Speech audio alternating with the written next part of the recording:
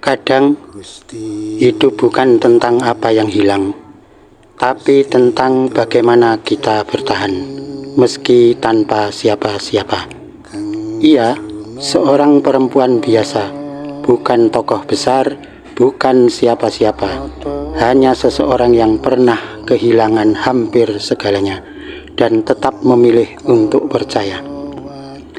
Hidupnya dulu penuh warna, hingga suatu hari badai datang tanpa tanda. Orang yang ia cintai pergi entah kemana dan entah mengapa. Hari-hari berlalu seperti kabut. Ia tertawa di luar tapi menangis dalam hati. Ia sering berkata dalam doanya, "Ya Allah, aku lemah, tapi aku tidak ingin menyerah." Ia menulis banyak surat untuk seseorang yang tak akan membaca. Tapi setiap kali tinta menyentuh kertas, ia merasa hatinya sedikit lebih ringan. Dalam diam ia sadar, kadang menulis bukan untuk didengar manusia, tapi untuk didengar oleh Tuhan. Suatu malam di puncak lelahnya, ia duduk sendirian di musola kecil. Tak ada kata, hanya air mata. Tapi di sanalah ia merasakan sesuatu, ketenangan yang tak bisa dijelaskan. Ia tersenyum pelan dan berkata dalam hati, "Mungkin selama ini aku tak kehilangan siapa-siapa. Aku hanya sedang dipertemukan dengan diriku sendiri." Ia mulai menolong orang lain, bukan karena punya banyak, tapi karena tahu rasanya tak punya siapa-siapa. Ia tersenyum pada anak kecil di jalan, membantu tetangga yang sakit, mengirim pesan baik pada teman yang jauh.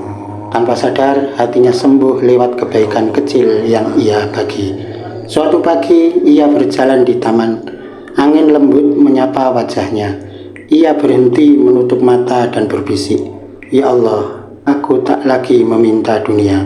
Aku hanya ingin hati yang tenang." Untuk pertama kalinya setelah lama, ia benar-benar merasa damai.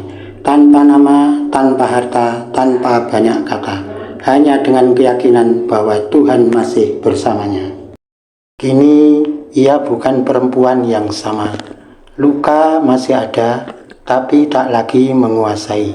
Ia telah belajar bahwa kehilangan bukan akhir, tapi undangan untuk lebih dekat kepada Allah. Ia bukan siapa-siapa, hanya seorang perempuan tanpa nama yang menemukan cahaya setelah gelap panjang dalam hidupnya.